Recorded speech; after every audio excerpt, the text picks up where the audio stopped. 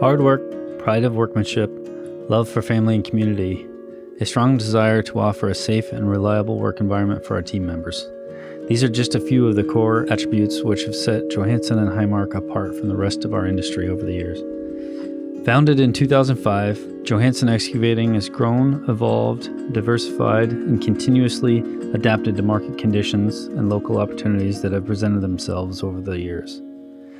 Today, Johansen Excavating has become Johansen Construction Company, a premier heavy civil contractor self-performing a wide array of work in the greater Seattle area ranging from site development, commercial development, hydropower, heavy highway, and infrastructure-style projects being delivered through a diverse mix of lump sum, unit price, and design-build type of contracts. In 2010, Highmark Concrete Contractors was born. Since its inception, HCC has strove to stand alone as one of the foremost leaders within the concrete industry in the greater Seattle area. 10 years since its inception, and HCC is delivering quality work to a diverse group of contractors and owners stretched across a geographical footprint encompassing much of Washington state, making it a serious contender for any job it chooses to pursue.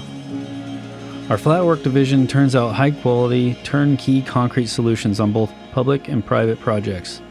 With 2 slip-form curb machines, HTC is growing and capturing more and more market share each year. In addition, our structures division is steadily expanding its reach, which is accentuated currently by the ongoing construction of the Issaquah Falls City Road Bridge. With its diverse and extensive work experience, JCC and HCC combined have the capability to deliver a level of self-performed work that is unrivaled in our industry. We deliver the aggregate, haul the spoils, direct the traffic, lay the utilities, remediate the soil, grade the site, place the concrete, stain the concrete, saw cut the concrete, place the girders, cast the wall, place the bridge deck, and much, much more.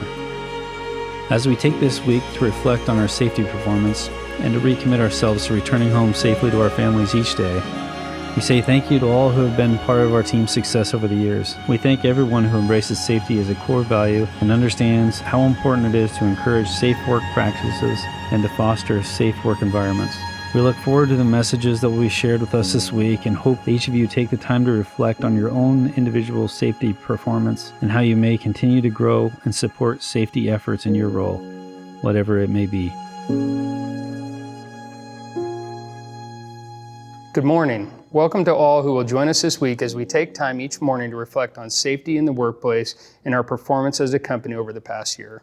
My name is Shane Webley. I'm the Vice President of Johansen Construction Company and Highmark Concrete Contractors. I'm joined this morning by Jalen Johansen, President of Johansen Construction Company and Board Member of Highmark Concrete Contractors. And to my right is Jacob Simmer, Chief Executive Officer of Johansen Construction Company and President of Highmark Concrete Contractors.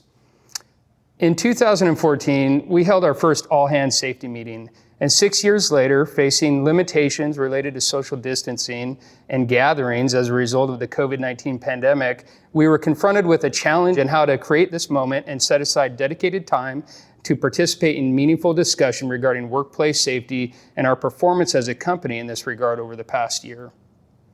As we met several times over the past few months to prepare for the all-hands safety meeting, a few things became clear. One, this annual meeting is of extreme importance to us. Setting meaningful time aside to discuss safety sends a message to all of our employees and the construction industry as a whole that workplace safety is something that we take seriously. Two, in light of the COVID-19 global pandemic, that if we were to hold an all-hands safety meeting, it would not be accomplished through the traditional delivery method that we have used in the past years as we've gathered together in person. Three, that this is an opportunity for us to once again leverage technology as one of the core values to set us apart from the rest of our competition and still deliver a meaningful all-hands safety meeting to our team in spite of the limitations surrounding COVID-19. This final point has pushed us outside of our comfort zone and landed us here in a production studio in front of cameras where we do our best to effectively communicate our message to each of you this week. To be honest, it's a little uncomfortable sitting up here. We've extended ourselves in a way that we're, a little bit unsure of, and we may fumble at times as we try to deliver this message to you this week. So throughout this week, we will take time each morning to participate in our 2020 virtual all-hands safety meeting.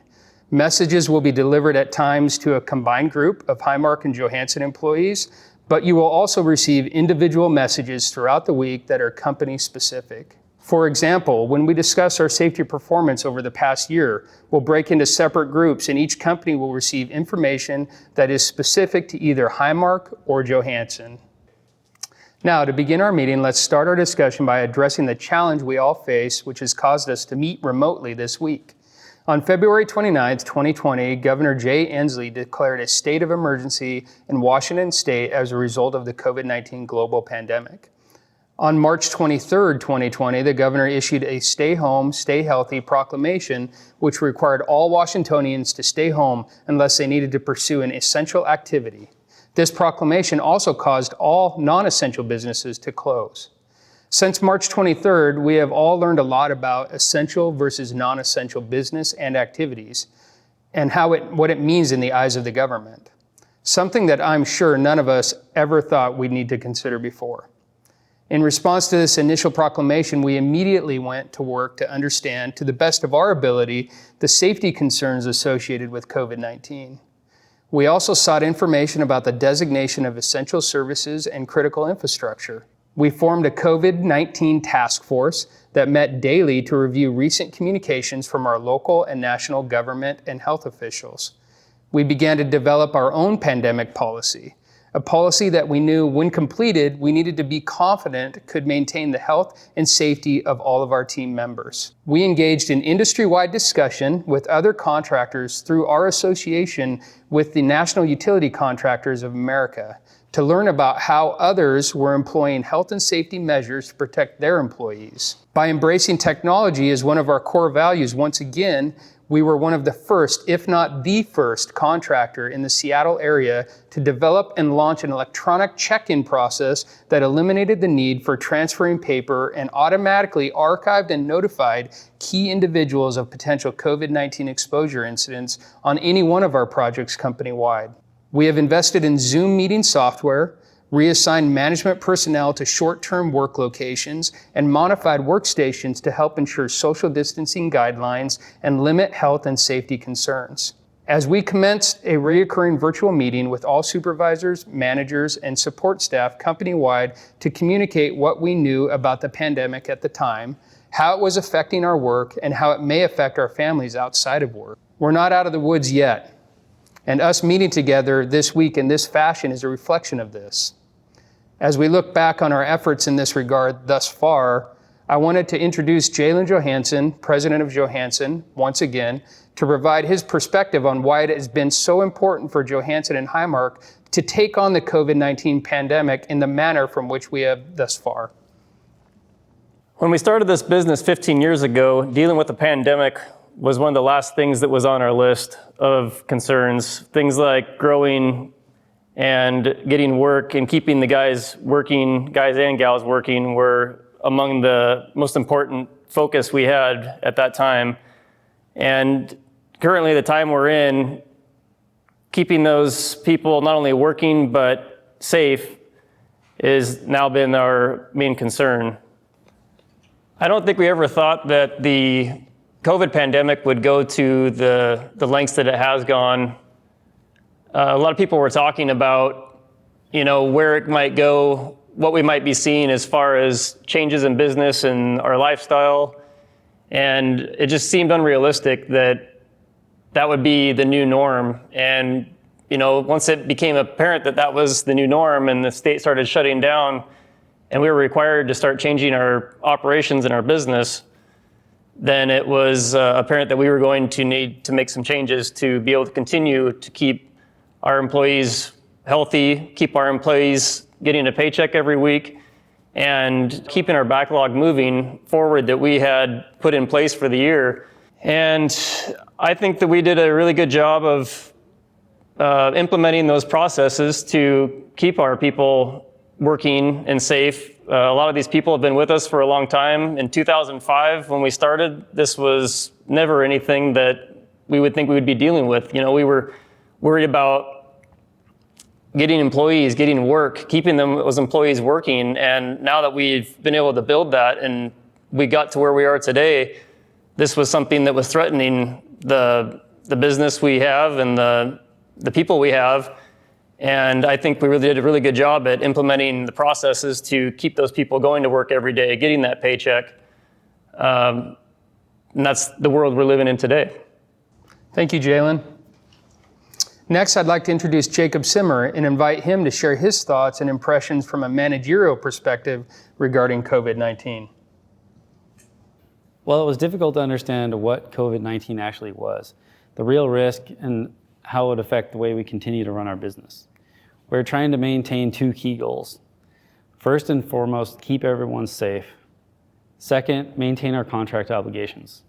With most of our projects being essential, we're required to continue work as long as we created a safe work environment.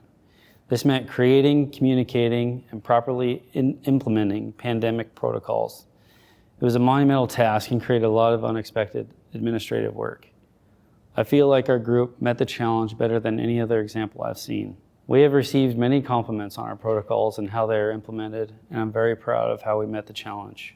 Thank you, Jake. Now, we will introduce Tony Barabee, our safety officer, to share his perspective on combating the COVID-19 pandemic from a safety perspective. When the COVID-19 pandemic first came to light in March 2020, it was a very overwhelming event. The information was changing week to week, and nobody really knew a lot about COVID-19. As the team moved forward and the information came in, we started creating a pandemic protocol policy and really getting into what the coronavirus was and how we were going to keep our personnel safe during this pandemic. As the weeks went on, information kept changing, and we continued to update management and crews. As a team, we have strived to keep everyone informed and up to date with the CDC recommendations and Washington State requirements. It has been challenging, to say the least, but we will continue to do everything possible to keep our people safe. If anything, this pandemic has shown how resilient we are as a company, and I think with hard work and dedication, we can get through anything. Thank you, Tony. Rachel Turner, our human resources representative, has been deeply involved in our COVID-19 efforts, and we've asked her to share her perspective from a human resources standpoint. It's been so incredibly important for me to stay up to date with all that's going on in the country and our state as the COVID-19 pandemic unfolded over the last year. As each stay-at-home order was issued and each act instated, I found it more and more critical the need to research answers to have available when employees would call me. I wanted to know all the options, and if and when we had a potential exposure, someone had to miss work, what the best protocols were for our company when making tough decisions, and how we would get our employees paid. The information has been ever-changing, which has been really difficult, but meeting with owners weekly and management teams bi-weekly has provided our employees with comfort in knowing we are doing the best we can. Staying informed has helped me feel confident taking a call from an employee and giving them all the information I have. Then we're able to work through the specific COVID-related scenario and make any decision necessary. Thank you, Rachel. Now, as a local contractor, we pride ourselves in building the communities that we live in. Family is a core value of our company. When we leave our homes each day to go to work, we expect to return home healthy and unharmed. The COVID-19 pandemic has posed a serious health concern to each of us, not only while at work, but also while at home or away from work. It is a hazard that faces each of us in a unique way that is unprecedented. As we began our efforts to address the issues and challenges faced as a result of this pandemic, we had a strong desire to help highlight and raise awareness for family, not just worker safety. A healthy and happy family translates to a healthy and happy life. With this in mind, we have made it a priority to share health and safety information regarding school, community, and other types of gatherings through regularly reoccurring communication with our team in hopes that we could help highlight the burden of obtaining this information on our own. We have realized it's okay to not have all the answers all the time, but to share the information that we do have and to provide it in a timely manner with a commitment to follow up whenever necessary. I feel that this effort has drawn us closer as a company, and I see it as one of the small blessings that have been realized during this challenging time. Now, in closing, I would like to introduce our Safety from a Distance logo that will be present throughout our individual messages this week, and I'd like to lay out the remainder of our week so you'll know what to expect. Tomorrow, each company will receive individual messages receiving and discussing our overall safety performance since last year's all-hands safety meeting.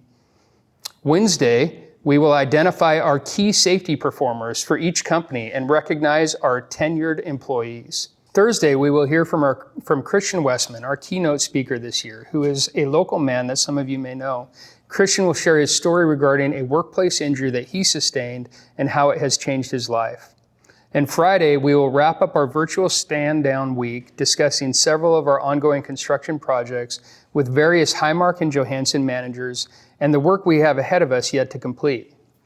Finally, today, before the end of your shift, we will distribute Safety from a Distance shirts to all employees. We ask that all employees wear these shirts on Wednesday of this week in support of our Safety from a Distance virtual stand down week. We'd love to have photos of our team members working this day in their Safety from a Distance shirts that we can post to our respective social media platforms with the hashtag Safety from a Distance. Please send these photos to Rachel Turner at either rturner@johanssonCCI.com or rturner@highmarkcc.com. Thank you for joining us this morning. We hope you have a great day. Stay healthy and stay happy.